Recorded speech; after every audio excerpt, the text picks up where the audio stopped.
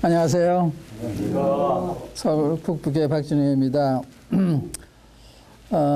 그동안 저희들이 요한복음 13장부터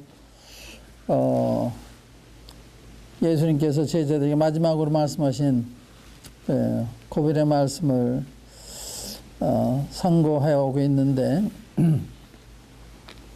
여러 가지 면에서 예수님께서 제자들을 준비시키고 하셔서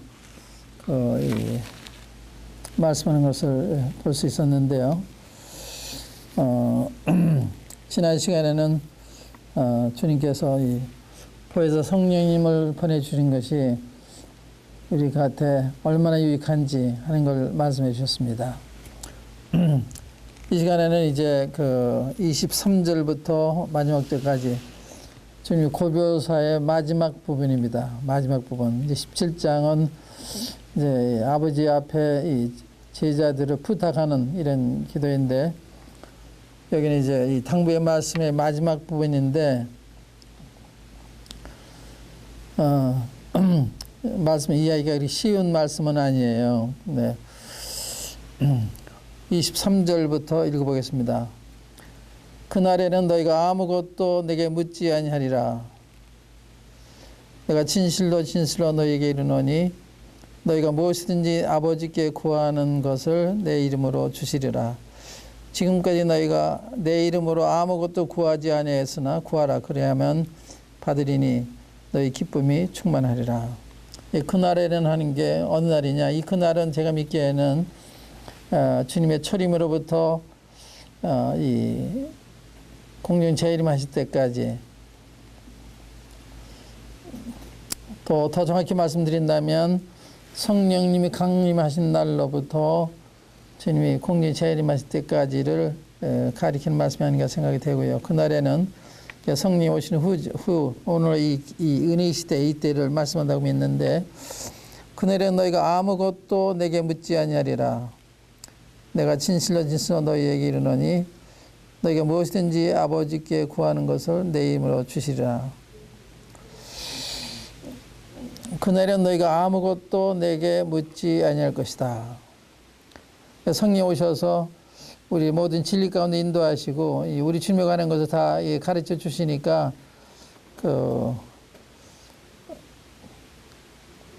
아무것도 내게 물을 필요 느끼지 않을 거다.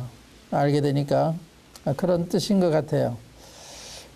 또 내가 진실로 진실로 너에게 이르노니 너희가 무엇이든지 아버지께 구하는 것을 내 이름으로 주시리라. 여기 너희가 무엇이든지 아버지께 구한다는 말씀이 있어요. 아버지께. 어느 교회에서는, 가톨교회 같은 데서는 마리아를 통해서 기도하잖아요. 마리아가 예수님의 어머니니까 어머니가 얘기하면 잘 들으시지 않냐. 그래서 마리아한테 가서 기도를 해요.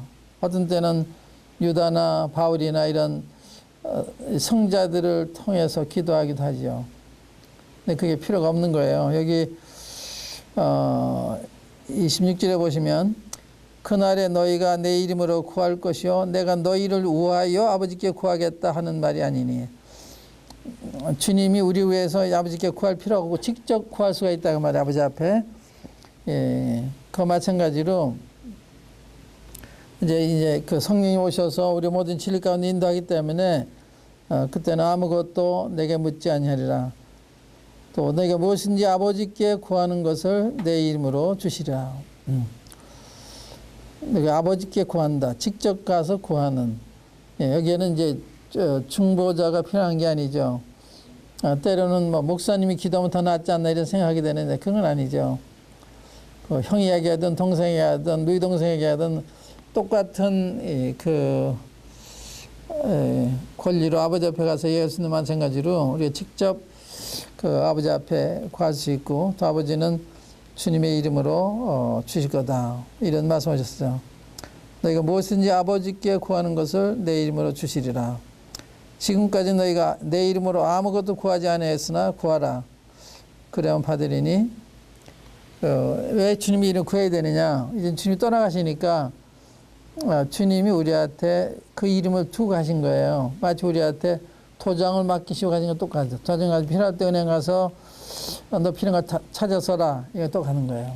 그러니까 주님이 얼마나 우리를 사랑하시고 신뢰하셨으면 주의 이름 맡기고 갔어요. 주의 이름을 구하면 모두 이루어주신다 말씀하셨거든요. 그런데 중요한 것은 우리가 무엇이든 구해야 되는 거예요. 무엇이라는 말씀이 하나님의 뜻에 합한 아버지께 영광이 되는 이제 이런 것에 제한을 받는다 생각을 해요. 그러니까 우리가 정욕으로 구하면 되는 게 아니라 아버지 뜻대로 구하게 되는 이제 이런 것을 의미한다 생각이 되고요. 그래서 지금까지는 너희가 내 이름으로 구하지 않았으나 구하라. 그리하면 받는다. 주 이름으로 아버지 앞에 가서 무엇을 필요해 달라고 하면 주신다 그 말이죠. 그때 너희 기쁨이 충만하리라. 기도에 응답 받을 때 여러분들이 가지는 그 기쁨이라고 하는 것은 상당히 큰 거죠. 감동이 되고 내가 뭔데 주님이 이런 내 기도를 들으시나 이런 감동이 되고 또 기도로서 응답을 받으시면 앞으로 많은 문제를 해결할 때 기도로서 해결하려고 그러지만 기도를 하지 않고 자기 지혜를 통해서 하면 항상 자기 지혜를 의지하려고 그래요. 시편 기자가 여호와께서 내 기도와 간구를 들으심으로 내가 주를 사랑하나이다. 기도 응답했을 때 그 아버지의 사랑을 느끼는 거예요. 자기 구한 걸 주셨으니까. 그래서 아버지 사랑한다. 이렇게 이제 주님을 사랑한다고 고백할 뿐만 아니라 내가 평생에 기도하겠다 그랬어요. 이제 앞으로는 기도로서 모든 일을 해야 되겠구나 이런 생각한 거죠. 이제 기도하는 사람은 기도하게 되지만 안 하는 사람도 안 하게 돼요. 자기 생각 의지하는 자기 생각 항상 의지 뭘 하지만 지금 의지하는 항상 지금 의지하게 돼요. 다윗 같은 보세요. 다윗은 왕인데도 전쟁할 때 내가 이거 추격해야 되나 안 해야 되나 그 주님한테 여쭤보는 게 주님 따라가리까 말리까 단순히 기도하는 거예요. 하리까 말리까. 그건 어린애 같은 태도인데 그게 필요한 거죠. 왜냐하면 모든 정황을 주님이 정확히 아시는 거죠. 이게 내가 추격해서 이게 싸움에서 승리할 건지 혹은 패배할 건지 주님이 아신다고요. 주의 뜻을 따라 하면 허점이 없는 거죠. 가지 마라 안 가면 되는 가라 그러면 가면 되는 거예요. 가면 불가능까지 보여도 주님 함께 하시니까. 그래서 기도하는 사람 기도하게 되지만 안 하는 사람 안 하게 된다. 그러니까 여러분들이 많은 것을 기도하는 게 참 필요한 거예요. 작은 일도 기도하세요. 제가 전에 이 자리를 빌어서도 간증했습니다마는 제가 신용카드를 2번 잃어버린 적이 있어요. 한 번에 비행기에서 잃어버렸는데 제가 여기 호주만 이게 넘은 것 같은데 아무 찾아도 없어요. 가방에 찾아도 없고 찾아도 없는데 기도했어요. 주님은 이 카드 어디 있는지 아시잖아요. 좀 찾아주세요. 그런데요. 한두 시간 지난 다음에 그 비행기 스튜어디스가 카드를 제 근처에 와가지고 이거 누구 거냐고 물었어요. 찾아주셨어요. 그다음에 제가 이 8군에 일이 있어 들어갔다가 식당에 이제 식사를 들어갔는데 카드가 없는 거예요. 신용카드가. 그거 가지고 식사를 사야 되는데 당황이 되잖아요. 그래서 그 전에 드린 데가 이제 병원이기 때문에 병원에 갔는데 없어요. 뭐 실종 물건 간수는 있냐 하는데 없어요.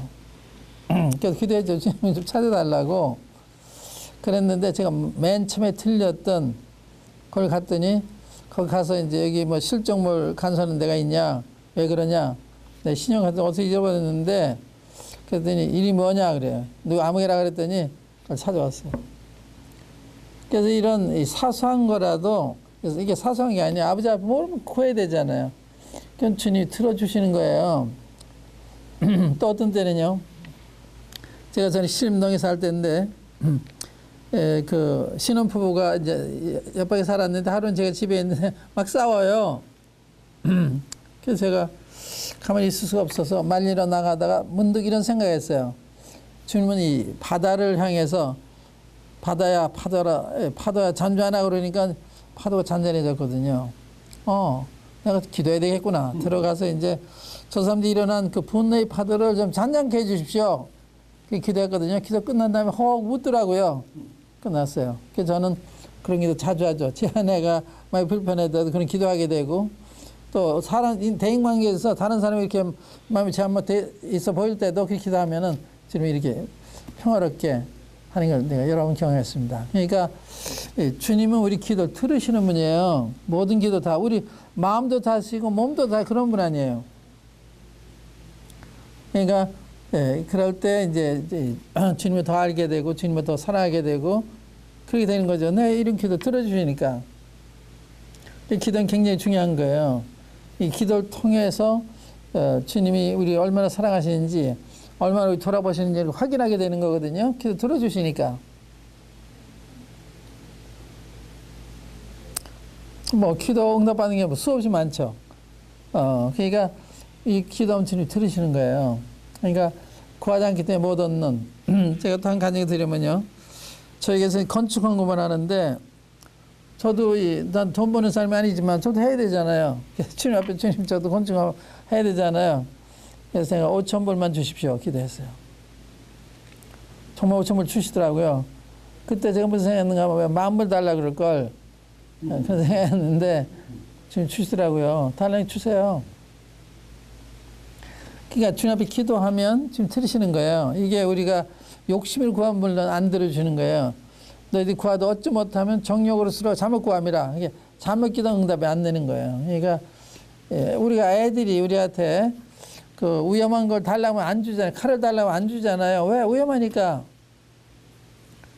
이건 기도와 관계없는 건데 제가 이 간증을 드릴게요. 제가 이 1981년도에 이제 미국으로 이민을 갔는데 그때 10,000불을 가져왔어요. 10,000불. 그때도 10,000불 큰 돈이 아니에요. 근데 저한테는 큰 돈이에요. 10,000불이 모처럼 이제 그런 큰 돈을 가지게 됐는데 제가 이제 미국 갔는데 한 형제가 제가 중에 인도한 형제인데 그 청법을 하는데 돈이 필요하대요. 그래서 조건 없이 그냥 줬어요. 10,000불을 현찰로 조건 없이 필요하게 쓰라고. 그런데 파산이 됐어요. 그래가지고 하루아침에 전 재산이 날아간 거예요. 그래서 생각을 했죠. 아, 주님이 내가 목돈 가지고 원치 않으시는구나. 난 주님을 의지하고 살았거든요, 지금까지. 지금 뭐 내가 계속 월급도 안 받는다 그러잖아요. 주님이 나를 고용하시기 때문에 주님이 내 월급 주시는 분이에요. 그러니까 내가 교회가 나 채용한 게 아니거든요. 내가 교회 일하는 건 저들이 와서 일하다 하는 것이 아니라 주님이 거기서 일하라고 거기서 일하는 거거든요. 고용 주는 주님이시라고. 그래서 교회에서는 저는 지금 한 50여 년 동안 목회를 하면서 1년을 제하고는 월급 받는 적이 없어요. 제가 미국에서 목회할 때 월급 한번 받은 적이 있는데 한 1년 정도.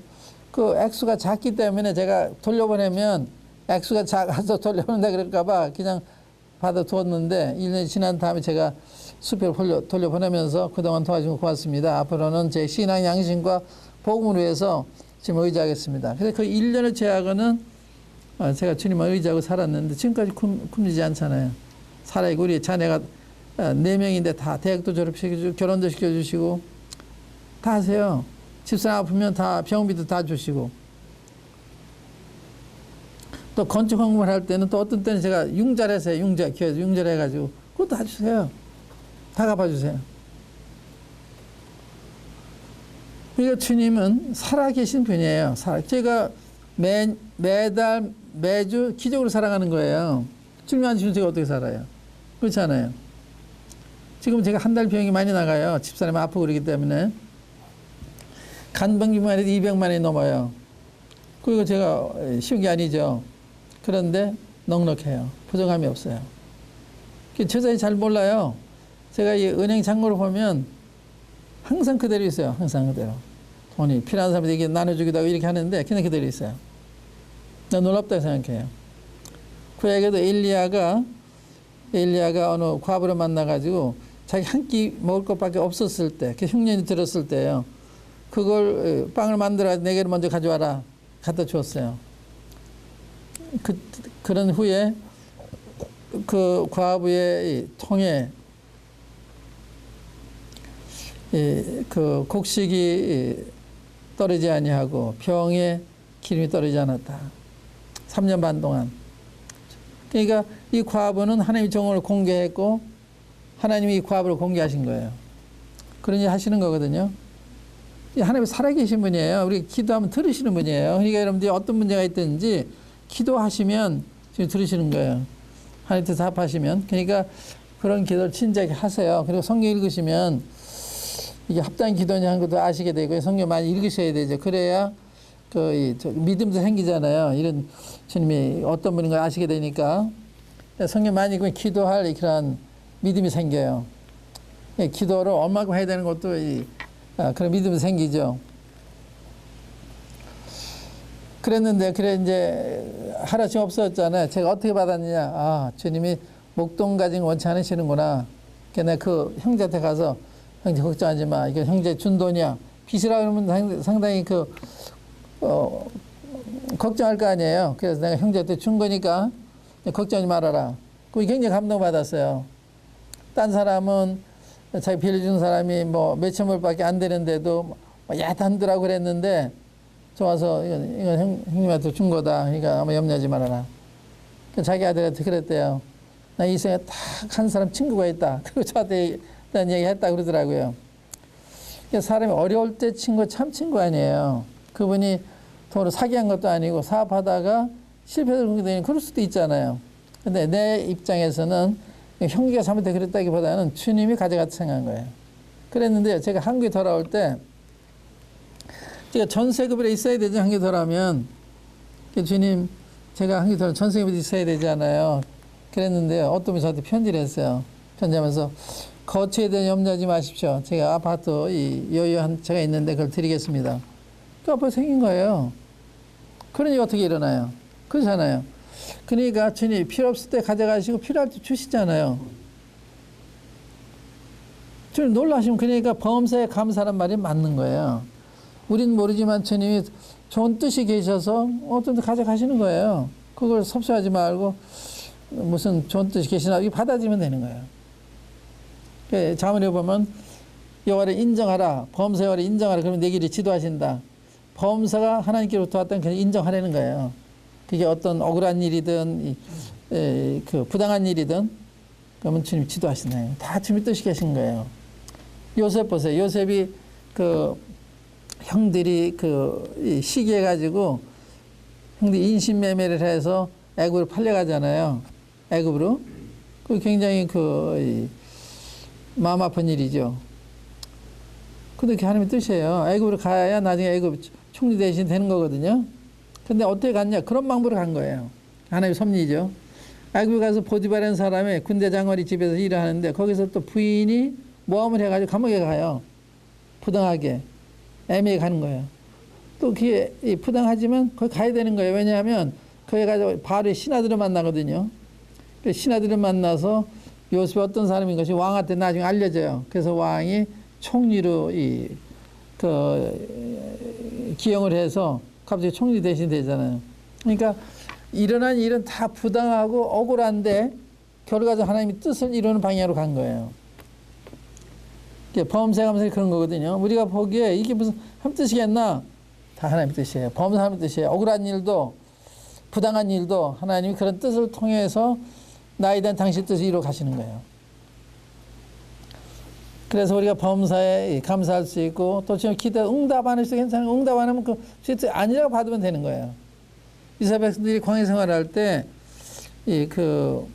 하나님 성막에 구름 기둥이 이렇게 서 있으면 항상 거기 있어야 돼요. 구름 기둥이 움직일 때 이동하라 그러는구나. 그걸 알고서 이동했거든요.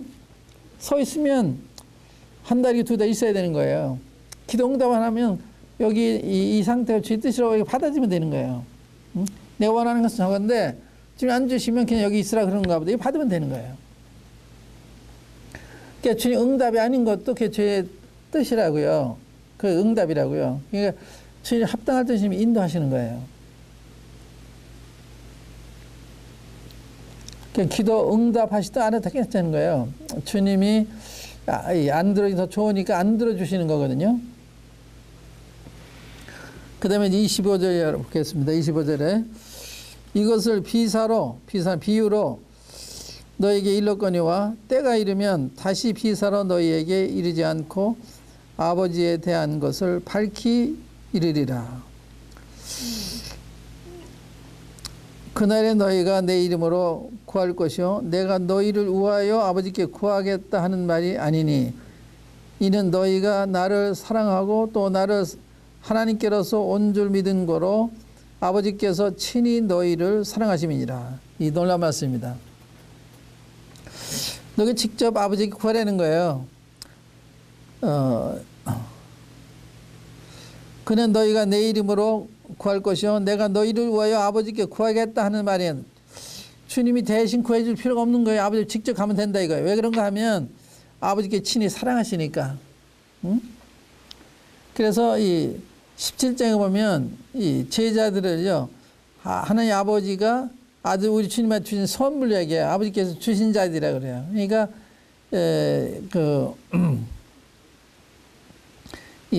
우리는 하나님 아버지의 것인데 주님이 주셨다. 그러니까 아버지가 우리를 굉장히 사랑하는 사람인데 여기는 친히 사랑하시기 때문에 누굴 통해서 갈 필요가 없다. 직접 아버지 구하면 된다는 거예요. 주를 통해서 할 필요가 있는 게 아니고 다만 주님의 이름을 구하라 이거죠. 응? 왜 사랑하셨어요? 너희가 나를 사랑하고 또 나를 하나님께로서 온 줄을 믿은 거로 아버지께 친히 너희를 사랑하심이니라. 믿었다 하는 주님 그렇게 귀하게 보시는 거예요. 믿었다고 하는 걸. 왜 귀한가 하면 안 믿는 사람 너무나 많으니까 그 중에서 믿었다고 하는 굉장히 귀하잖아요. 그러니까 하나님 아버지는 믿는 사람을 상당히 소중하게 생각하신 거예요. 응? 사랑하시는 거예요. 내가 하나님께서 온 줄을 믿은 거로 아버지께 친히 너희를 사랑하신다. 우리의 믿음이 아버지의 마음을 즐겁게 해드리는 거예요. 믿는다고 하는 게. 그러니까 좋잖아요. 아버지가 우리 기도 응답하실 분이 우리를 보호하시고 돌아오실 분이 우리를 사랑하시니까. 그러니까 하나님을 설득하고 하나님을 강요하고 그럴 필요가 없는 거예요. 그냥 살짝 얘기만 해도 다 들으시는 거예요. 살짝 얘기만 해도. 이 성경에 보면 너희 천부께서는 너희가 구하기 전에 있어야 될 것을 아신다 그랬어요. 구하기 전에 있어야 아신다는 거예요. 한번 여기다 손을 넣으시고요. 그 마태복음 6장 한번 열어보세요. 마태복음 6장.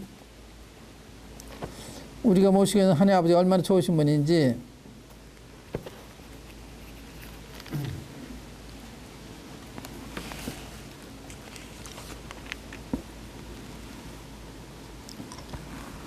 팔절 말씀. 그러므로 저희를 본받지 말라. 구하기 전에 너희에게 있어야 할 것을 하나님 너희 아버지께서 아시느니라. 중언부언 기도하지 말라는 거예요. 큰 소리 기도하지도 말고 뭐 큰 소리 한다고 아버지 들으시고 조용히 이야기한다고 안 들으시고 그런 분이 아니죠. 우리 필요를 따라 주신 거니까 주님 앞에 그저 우리 상황 말씀을 드리면 아셔서 하시는 거예요. 거기 있어야 되고 아시는 분이거든요. 그 다음에 똑같은 장 33절에도 32절에도 이는 다 이방인들이 구하는 것이라. 너희 천부께서 이 모든 것이 너희에게 있어야 할 줄을 아시느니라. 너희는 먼저 그의 나라와 그의 의를 구하라. 그러니 이 모든 걸 더해 주신다. 아버지 이런 분이라요. 우리가 먼저 아시는 이런 분이거든요. 미리 아시는 분이 다 알고 계세요. 그러니까 그냥 슬쩍 말씀만 드려도 지금 기쁜 마음으로 돌아보시는 분이에요. 7장 보세요. 7장 보시면 마태복음 7장에 7절부터 구하라 그러면 너희에게 주실 것이요 찾으라 그러면 찾을 것이요 문을 두드리라 그러면 너희에게 열릴 것이니 구하는 이마다 얻을 것이요 찾는 이가 찾을 것이요 누구도 두드리는 이에게 열릴 것이니라. 너희 중에 누가 아들이 떡을 달라 하면 돌을 주며 생선을 달라 하면 뱀을 줄 사람이 있겠느냐. 너희가 악한 자라도 좋은 것으로 자식에게 줄 줄 알거든 하물며 하늘에 계신 너희 아버지께서 구하는 자에게 좋은 것을 주시지 않겠느냐 이거거든요.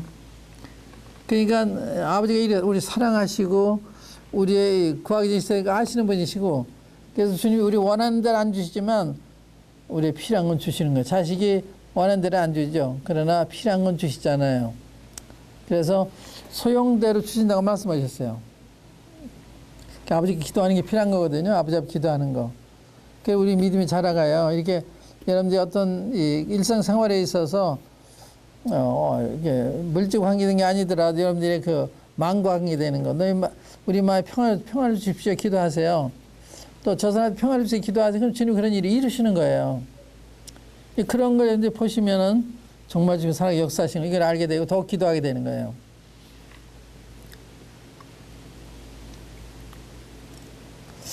(28절) 본문으로 돌아와서 28절.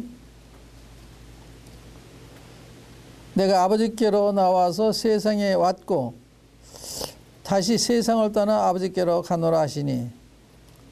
놀라운 얘기죠. 내가 아버지께로 나와서 하나님 아버지가 와서 세상에 왔다가 다시 세상을 떠나 아버지께로 가노라 하시니. 제자들이 말하되 지금은 밝히 말씀하시고 아무 비사도 하지 아니하시니 우리가 지금에야 주께서 모든 것을 아시고 또 사람의 물음을 기다리지 않는 줄 아나이다. 이로써 하나님께로서 나오심을 우리가 믿사옵나이다. 예수께서 대답하여 가라사대 대답하시되 이제 너희가 믿느냐? 보라 너희가 다 각각 제 곳으로 흩어지고 나를 혼자 둘 때 원하니 벌써 왔도다. 그러나 내가 혼자 있는 것이 아니라 아버지께서 나와 함께 계시니라. 여기 제자들이 이젠 하나님께로서 나오심을 우리가 믿습니다 하는데 그 말을 주님이 안 믿으세요. 응? 아직까지 이들 주님에 대한 걸 믿는다고 그러지만 뭔가 잘 몰라요. 우리도 믿는다 그러면 잘 모르는 것처럼. 그러니까 주님이 이제는 너희 믿느냐 그래요. 믿는다 그러면 믿느냐. 그걸 안 믿으시는 거예요. 그러시면서 보라 너희가 다 각각 제 곳으로 흩어지고 나를 혼자 둘 때는 다 주님 떠난다는 버리고 떠난다는 거예요. 그러니까 믿는 것 같은데 안 믿는 거예요. 왜 그런가? 주님 피상적으로만 아는 거예요. 성령이 오셔서 주님을 어떤 분이 비춰줄 때 이런 분이라고 하는 게 마음에 확실히 와 닿을 때 그때 믿게 되는 거거든요. 그러니까 주님 하시는 말씀을 모두 피상적으로 듣는 거예요. 겉으로 듣는 거예요.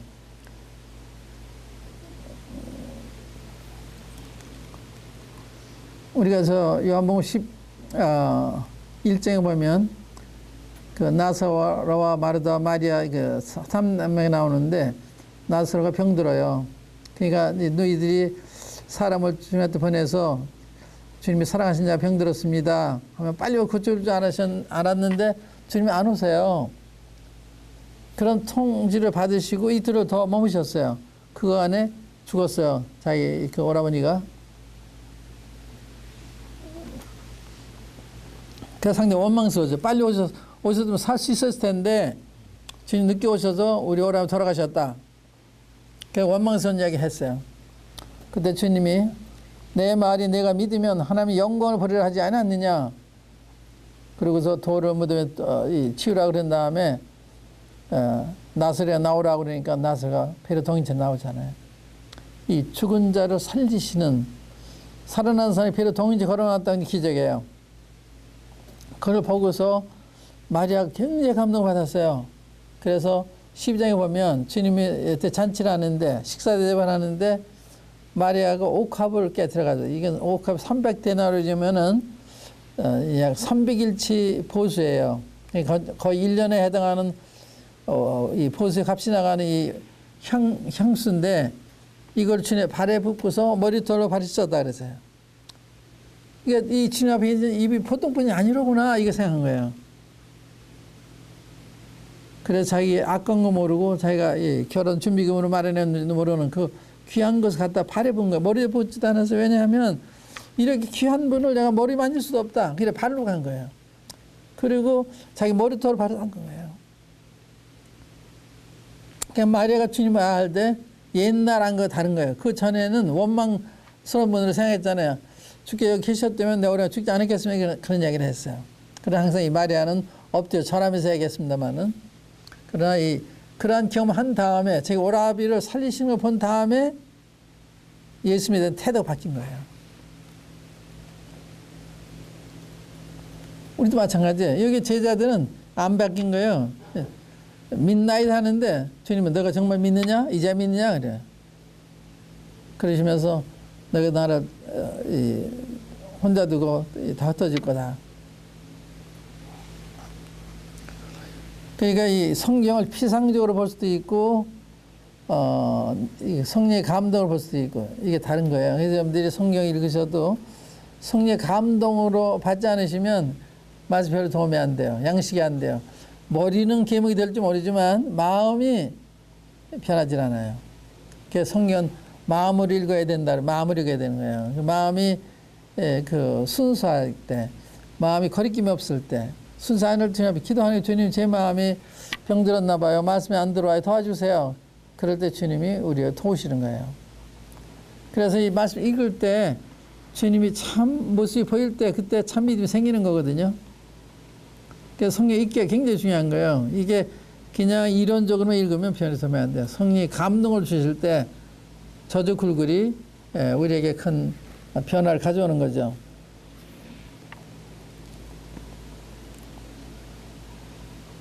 요한복음 12장에도 그런 게 나오잖아요. 13장이죠. 12장이 아니죠. 13장에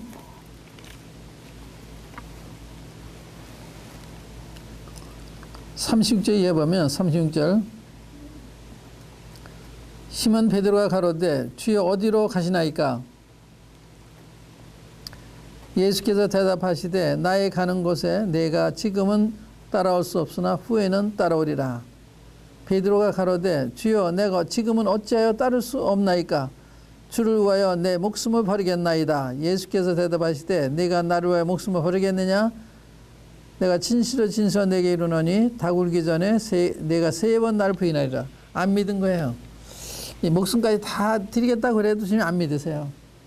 왜냐하면 육신의 힘을 가지고 온다고 그러니까 안 되는 거예요. 그래서 너가 지금은 따라올 수 없지만 후에는 올 수 있을 거다. 그렇게 하신 성령 오신 다음에 따를 수가 있는 거예요. 성령 오시기 전에는 그런 용기와 믿음이 없어요. 그게 왜 따라올 수 없다는 왜 따라올지 또 그런지 이해 못 하는 거예요.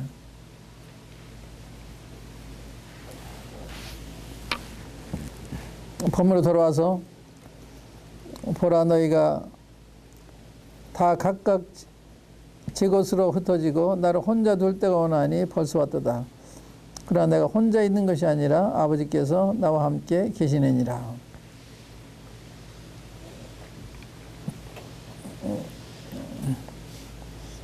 제자들은 다 육체죠. 주님도 육체를 가지고 계셔요. 아버지는 영이시잖아요. 근데 아버지께서 나와 함께 계시다.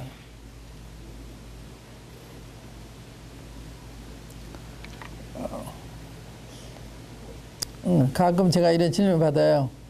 혼자 오시나요? 혼자 가시나요? 그러면 아니요. 같이 가는 분이 있습니다. 누구세요?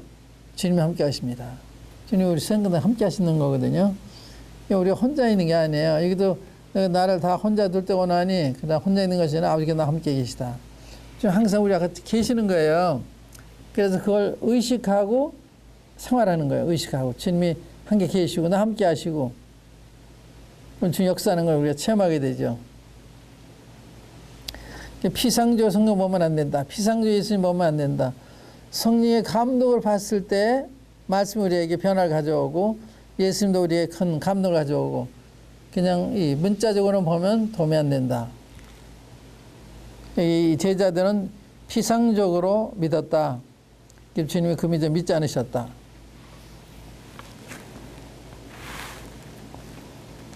그러나 내가 혼자 있는 것이 아니라 아버지께서 나와 함께 계시느니라. 얼마나 좋아요.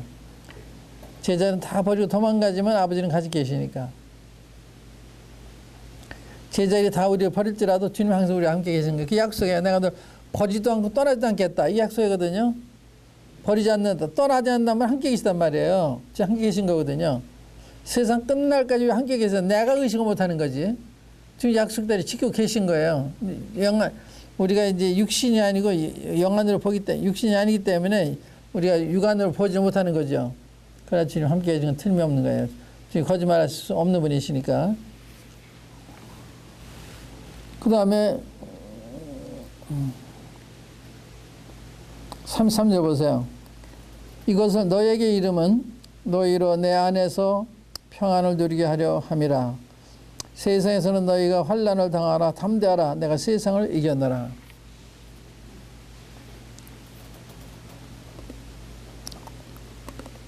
이런 것은 너에게 하는 말은 하는 것은 너희로 내 안에서 평안을 누리게 하려 합니다.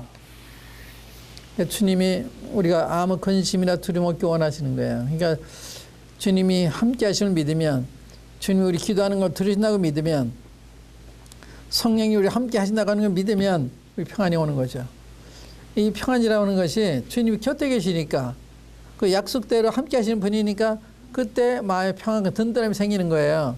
그걸 모르니까. 예를 들면요, 이런 비유를 제가 들어볼게요.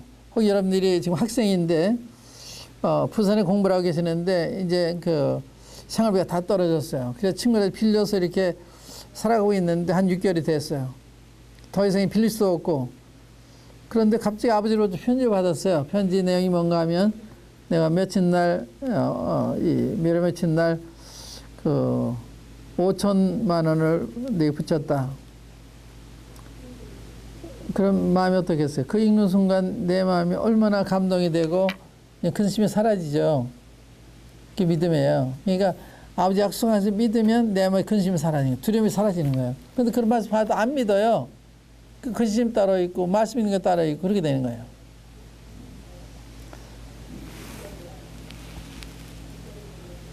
너희는 내 안에서 평안을 누리게 하려 함이라. 그래서 전지전능하신 분을 우리가 함께 하시는 믿고 의지하고 모든 거 아뢰고 그러면 우리만의 평안이 떠나지 않지 함께 하시죠. 이 평안이 굉장히 중요해요. 평안이 없으면 이 건전한 생각하기가 어려워요. 평안이 있을 때 이 건전한 균형이 잡힌 이런 행동할 수가 있거든요. 마음이 평안이 없어졌을 때는 내 마음이 어두워졌잖아요. 벌써 어두워지고 흔들려요. 평안이 굉장히 중요한 거예요. 평안을 누리는. 근데 이 평안이라는 게 여러 가지 면에서 볼 수가 있는데 하나 첫 번째는 이 평안은 성령님의 열매예요. 성령 열매는 사랑과 희락과 화평과 이 평안. 성령 관계가 좋을 때 이 평안을 내가 삶에서 경험하게 되는 거죠.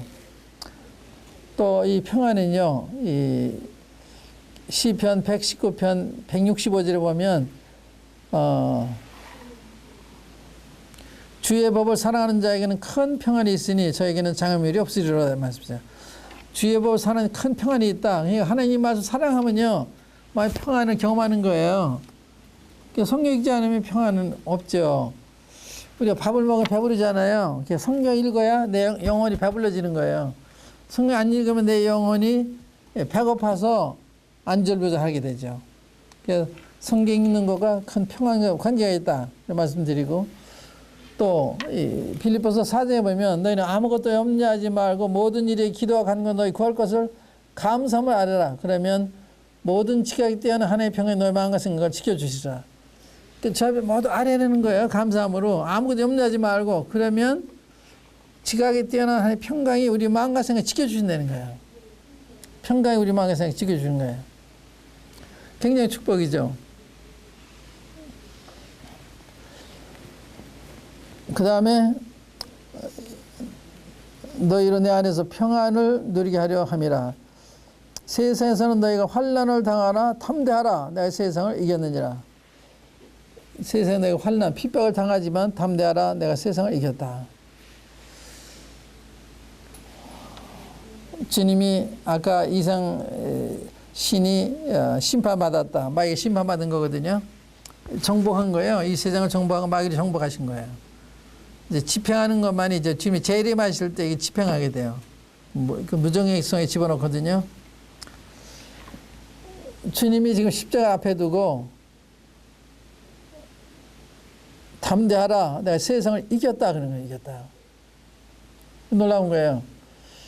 우리도 이기는 자라는 게 계시록 7개에 나와요. 이기는 자는 예수님 하나님의 아들을 믿는 자가 아니면 누가 세상을 이기겠느냐. 예수 하나님의 아들을 믿으면 세상을 이기게 된다는 거예요. 그 아들로 못 믿으면 못 이기는 거죠.